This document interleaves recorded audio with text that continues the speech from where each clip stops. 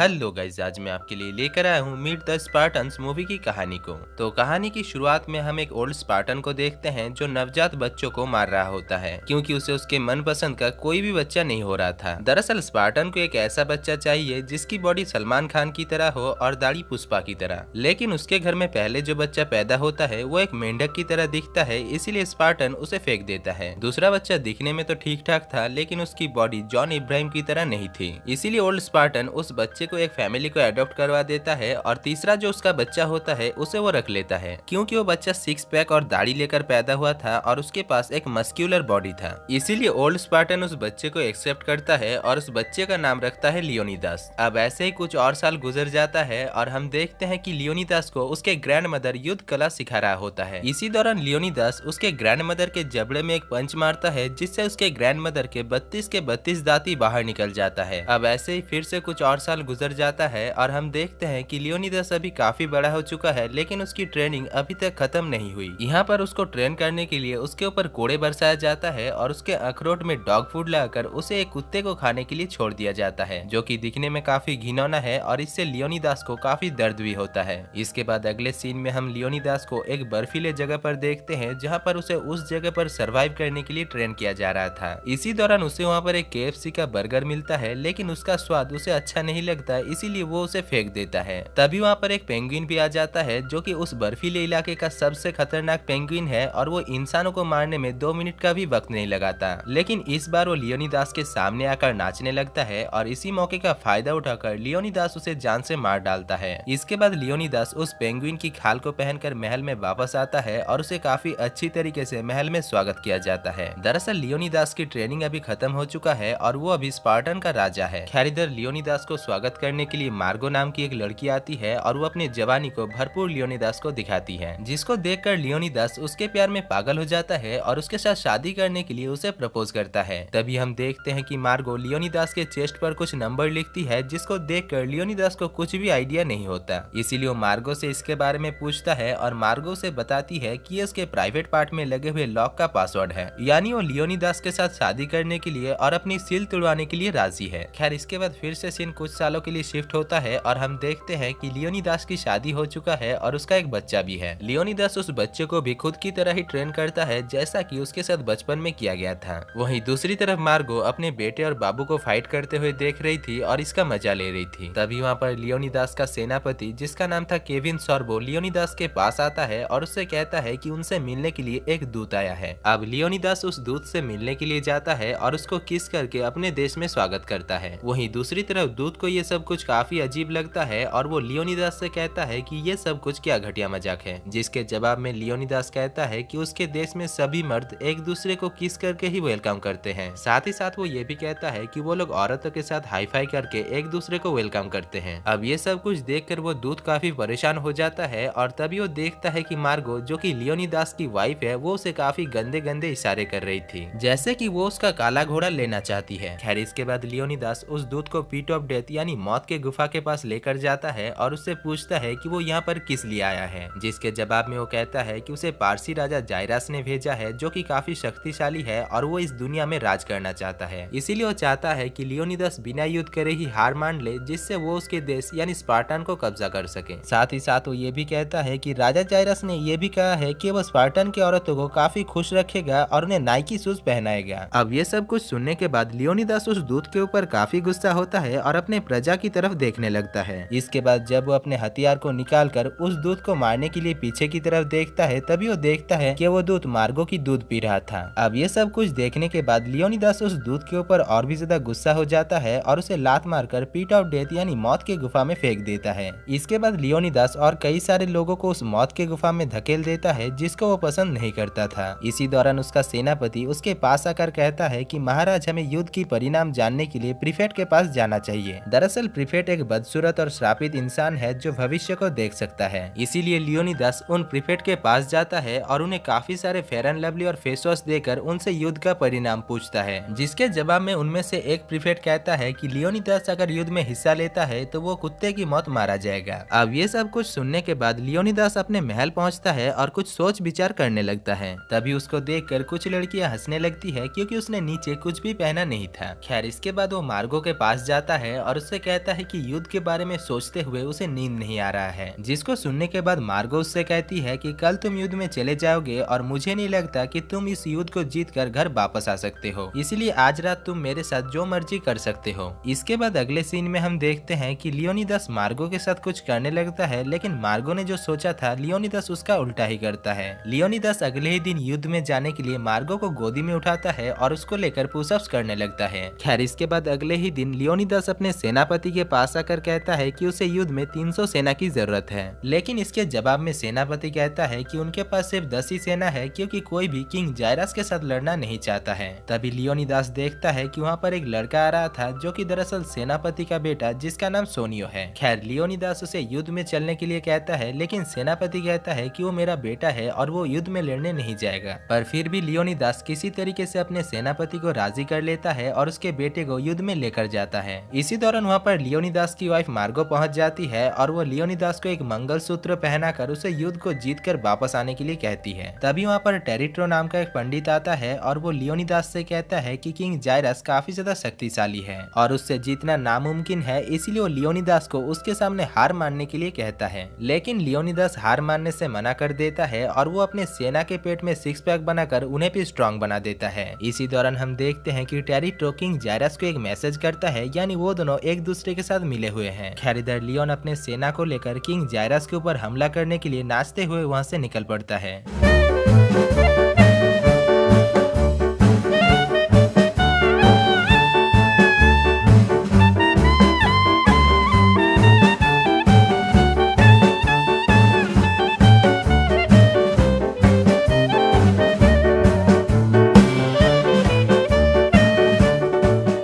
इसी दौरान हम देखते हैं कि उनको कोई फॉलो भी कर रहा था, जिसका चेहरा हमें नहीं दिखाया जाता। इधर लियोनिदास अपने सेना को लेकर एक पहाड़ के पास पहुंचता है और वहां पर फ्रूटी और कोल्ड ड्रिंक्स पीने लगता है। तभी वहां पर वो लड़की पहुंच जाती है जो उनको फॉलो कर रही थी। दरअसल वो लड़की पेरिस हिल्टन है, जो कि स्पार्टन की ही एक नागरिक है, लेकिन क्योंकि उसकी बॉडी की स्ट्रक्चर ठीक ठाक नहीं है, इसीलिए उसे स्पार्टन से निकाल दिया गया है, क्योंकि स्पार्टन में सिर्फ उन्हीं लोगों को ही रखा जाता है जो कि फिजिकली स्ट्रांग हो। खैर वो लड़की अपने हक के लिए लियोनिदास के साथ लड़ने लगती है और तभी अपने शील्ड को ऊपर की तरफ फेंकती है, जो कि उसके सर पर आकर गिरता है और वो वहीं पर ही बेहोश हो जाता है। इसी बीच वहाँ पर पार्शियन सेना भी पहुंच जाता है और पार्शियन सेनापति लियोनिदास को हार मानने के लिए कहता है, लेकिन लियोनिदास बिना युद्ध करे हार मानने से मना कर देता है। और तभी हम देखते हैं कि लियोनिदास का एक सेना उन पार्शियन सेना के ऊपर हमला करता है, लेकिन वो एक पत्थर के ऊपर से इतनी जोर से छलांग मारता है कि वो एक पहाड़ के ऊपर जाकर लटक जाता है। इसके बाद वहाँ पर असली युद्ध शुरू होता है और यहाँ पर हम देखते हैं कि वहाँ पर कोई युद्ध नहीं बल्कि डांसिंग कंपटीशन हो रहा था। दरअसल वो लोग बिना खून खराबा किए ही डांसिंग कंपटीशन के द्वारा युद्ध का नतीजा फैसला करने वाले थे। इसीलिए पार्शियन और स्पार्टन दोनों देश की ही सेना इस डांस कंपटीशन में भाग लेते हैं और स्पार्टन इस डांस कंपटीशन को काफी अच्छी तरीके से जीत लेता है, जिस वजह से वो लोग पार्शियन सेना को बहुत ही बुरी तरीके से मार डालते हैं। दूसरी तरफ हम महल में मार्गो को देखते हैं जो कि स्पा ले रही थी और तभी वहाँ पर एक लॉयलिस्ट आता है जो कि उसे हवस की नजर से देखने लगता है। साथ ही साथ वो ये भी कहता है कि उसका पति यानी लियोनिदास को और भी ज्यादा सेना की जरूरत है किंग जायरस के देश में हमला करने के लिए। अब ये सब कुछ सुनने के बाद मार्गो कहता है कि उसे लग रहा था कि लियोनिदास मर चुका है, इसीलिए उसने टिंडर और शादी.com में अपने प्रोफाइल को रजिस्टर कर लिया है और वहाँ से उसे काफी शादी के ऑफर्स आ रहे हैं। तभी हम एक वर्कर को देखते हैं जो कि एक वैक्यूम क्लीनर से उस महल को साफ कर रहा होता है, जिसको देखकर मार्गो उसे इशारा करती है और यहाँ पर हमें पता चलता है कि वो मार्गो की सूखी बंजर जमीन में घास उगाने का भी काम करता है। खैर वो लॉयलिस्ट मार्गो से कहता है कि लियोनिदास अगर इस युद्ध को हार गया तो उसका पूरा साम्राज्य पारसी राजा किंग जायरस का हो जाएगा। साथ ही साथ वो ये भी कहता है कि किंग जायरस मार्गो के ऊपर भी कब्जा कर सकता है और उसके गोदाम में अपना सामान रख सकता है, जिसको सुनने के बाद मार्गो उस लॉयलिस्ट को एक सभा बैठाने के लिए कहती है। दूसरी तरफ हम लियोनिदास को देखते हैं जिसके पास किंग जायरस आता है जो कि दिखने में काफी घटिया था और वहाँ पर पहुंचकर वो काफी घटिया हरकतें भी करने लगता है। इसी बीच जब वो अपने रथ से नीचे उतर रहा होता है तभी वो गिर जाता है, जिस वजह से वो अपने एक सेना को जान से मार डालता है, जिसको देखकर हमें पता चलता है कि किंग जायरस काफी ज्यादा खतरनाक राजा है। खैर किंग जायरस लियोनिदास को लड़की और दारू की लालच देकर उसे इस युद्ध में हार मानने के लिए कहता है, लेकिन लियोनिदास हार मानने से मना कर देता है, जिस वजह से किंग जायरस अपने एक औरत सेना को उस मोटे आदमी के पास भेजता है और वो औरत उस मोटे आदमी के ऊपर हमला करके उसके दोनों आंखों को ही नोच लेती है। दूसरी तरफ हम मार्गो को देखते हैं जिसके पास पंडित ट्रेटो आता है और मार्गो के हाथ से ग्लास को लेकर उसके अंदर मौजूद ड्रिंक को पीने लगता है। अब पूरा पानी पीने के बाद वो मार्गो से कहता है कि ये पानी काफी टेस्टी था, लेकिन इसमें नमक थोड़ा ज्यादा था। जिसको सुनने के बाद मार्गो उससे कहती है कि उसने जो पिया वो कोई पानी नहीं बल्कि उसकी यूरिन है। खैर, इसके बाद मार्गो उससे कहती है कि उसके हस्बैंड यानी लियोनिदास को और भी ज्यादा सेना की जरूरत है, लेकिन कोई भी सेना युद्ध में जाना नहीं चाहता है। इसीलिए मार्गो फैसला करती है कि जो भी सेना युद्ध में जाने के लिए तैयार होगा, मार्गो उसे अपने गोदाम में सामान रखने के लिए देगी। इधर हम सोनियो को देखते हैं जो लियोनिदास के पास आकर कहता है कि किंग जायरस को उनके खुफिया अड्डे के बारे में पता चल गया है और वो कभी भी अपने 1 लाख सेना को लेकर यहाँ पर आ सकता है और हमारे पास सिर्फ 10 ही सेना है। अब ये सब कुछ सुनने के बाद लियोनिदास समझ जाता है कि वो इस युद्ध में हार जाएगा, पर फिर भी वो हार नहीं मानता। इसी दौरान वो अपने मोटे और अंधे सेना को अपना मंगलसूत्र देता है और उसे मार्गो के पास पहुंचाने के लिए कहता है। इसके बाद थोड़ी देर में वहाँ पर पारसी सेना और किंग जायरस पहुंच जाता है और वो लियोनिदास को उसके सामने सर झुकाने के लिए कहता है। लेकिन लियोनिदास जब सर झुकाने से मना कर देता है, तभी किंग जायरस उससे कहता है कि उसके शूज के लेस खुले हुए हैं। इसीलिए लियोनिदास अपने शूज को बांधने के लिए नीचे की तरफ झुकता है और राजा जायरस ये सब कुछ देखकर अपने सेना से हाई फाई करता है, क्योंकि उसने लियोनिदास को उसके सामने झुका दिया है। इधर लियोनिदास और उसका सेना भी किंग जायरस के ऊपर हंसने लगता है, क्योंकि स्पार्टन में सिर्फ लड़कियां ही हाई फाई करते हैं। खैर, अपने ऊपर हंसते हुए देखकर किंग जायरस काफी गुस्सा हो जाता है और वो कॉल करके अपने 1 लाख सेना को बुलाने लगता है। दूसरी तरफ हम मार्गो को देखते हैं जो सभी सेना के पास आकर उन्हें अपना सामान दिखाता है और उन्हें युद्ध में जाने के लिए राजी करता है। इधर हम स्पार्टन को देखते हैं जो पार्शियन सेना के ऊपर हमला करता है और एक एक करके पार्शियन सेना को मारने लगता है। इसी बीच हम देखते हैं कि राजा जायरस स्पार्टन सेनापति के ऊपर एक भाला फेंकता है, जिससे वो वहीं पर ही मारा जाता है। थोड़ी देर बाद लियोनिदास जब देखता है कि उसका सेनापति मर चुका है, तभी वो किंग जायरस के ऊपर काफी ज्यादा गुस्सा हो जाता है और अपने हाथ में 2 गन लेकर GTA 5 खेलने लगता है। दूसरी तरफ किंग जायरस अपने कार को आयरन मैन की तरह एक रोबोट में बदल देता है और स्पार्टन के ऊपर गिर जाता है, जिसमें स्पार्टन के सभी सेना और लियोनिदास भी मारा जाता है। और यहाँ पर हम देखते हैं कि लियोनिदास मरते हुए भी हंसी रहा था। खैर, इसके बाद मूवी के आखिर में हम उस अंधे सेना को देखते हैं जो किसी तरीके से मार्गो के पास पहुंच जाता है, और क्योंकि वो अंधा है इसीलिए वो मार्गो को टच करके देखता है और उसे पता चल जाता है कि यही महारानी है। इसके बाद वो उसे वो मंगलसूत्र देता है जो कि लियोनिदास ने मार्गो को देने के लिए कहा था। और दोस्तों, इसी के साथ ही ये मूवी खत्म हो जाती है। तो दोस्तों, अगर आपको इस मूवी की कहानी और मेरा काम पसंद आया है तो वीडियो को दिल से एक लाइक कर देना और चैनल को सब्सक्राइब करके बेल आइकन प्रेस कर लेना, ताकि आपको वीडियोस की नोटिफिकेशन और मुझे वीडियो बनाने की मोटिवेशन मिलता रहे। बाकी मैं मिलता हूँ आपसे अगली ही वीडियो में, तब तक के लिए जय हिंद।